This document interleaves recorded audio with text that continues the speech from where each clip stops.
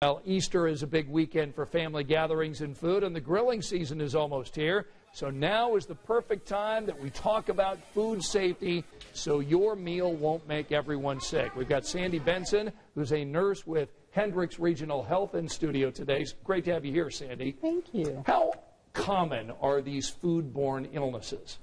They're more common than you would think. Oftentimes people assume they get sick and it's a short duration, they don't think about it, and they move on. Sometimes if it lasts a while, they might show up in the immediate care center or in the emergency room seeking assistance for the severity of the symptoms. How do we know if it's a foodborne illness or just a virus or something else? Typically what happens if it's a foodborne illness, they will find themselves becoming ill sometimes as few as 2 hours, as long as 10 hours later.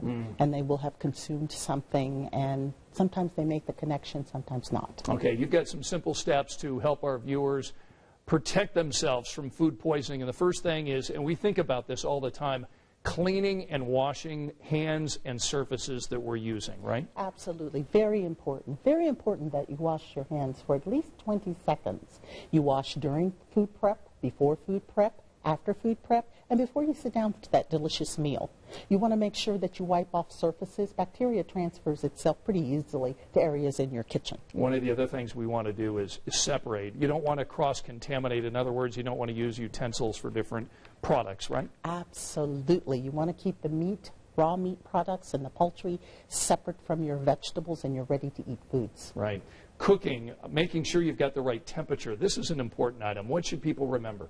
Absolutely. Very important. Always remember to check your temperature. Don't use appearance to determine whether something's cooked well. Use a thermometer. And you can go on site, online, Google's your friend, Google proper temperatures for food, or you can also check the outside of the packaging on foods. There are post temperatures there. So a lot of us, once we're done with our big meal, we've got plates and bowls and things sitting out. How long are things able to sit out before we need to refrigerate them?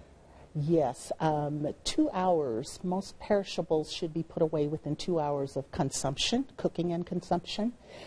Food left at room temperature can grow bacteria pretty quickly. Okay. And if it's not refrigerated, and you turn around and eat it, and there you end up with an unhappy holiday season. Yeah, we don't want that to happen. We don't want you ending up at the hospital. Sandy, it's great to have you here. Sandy Benson again with Hendricks Regional Health.